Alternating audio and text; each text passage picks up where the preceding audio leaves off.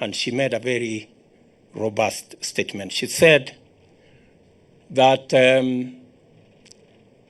we are in a situation where we are robustly independent, but constructively interdependent. I think that's really a befitting statement. And for us to make strides going into the future, I believe that that should be the engagement, so that the legislature, for example, we have in the executive identified, for example, a problem with Kenya Airways. Kenya Airways is a national carrier. Kenya Airways influences our tourism sector, carries our horticulture sector, which are the primary revenue earners for our foreign exchange. It would be responsible for us as a government to allow Kenya Airways to go down, because with it, if it goes down, it will go down with our tourism, it will go down with our horticulture sector, and it will go down with our revenues from Kenya Airports Authority, because 70% of the revenue of Kenya Airports Authority comes from Kenya Airways. So when we structure a mechanism to ensure that we have a win-win situation to salvage a very important strategic institution like Kenya Airways, our legislature come in between and make the whole situation toxic and tell us, you want to sell this institution, you want to do this. Nothing has happened.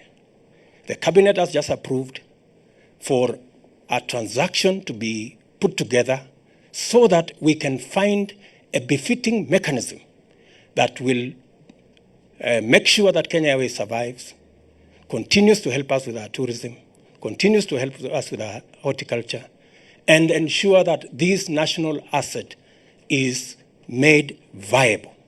We want to request that the legislature gives us the space as the executive to structure this relationship, and we are a responsible government, that it will go through cabinet.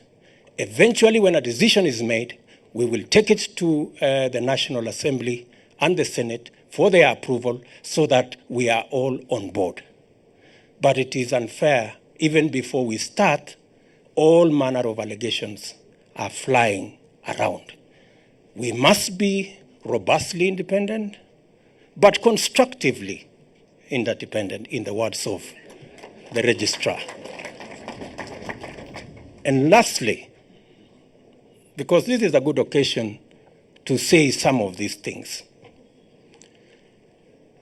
we welcome what the Chief Justice has said, that there is now synergy being built around all agencies that are engaged in the fight against corruption, so that there is no blame game, so that we build synergy, so that we can use the resources of this country properly, and we can eliminate wastage, and we can stop corruption.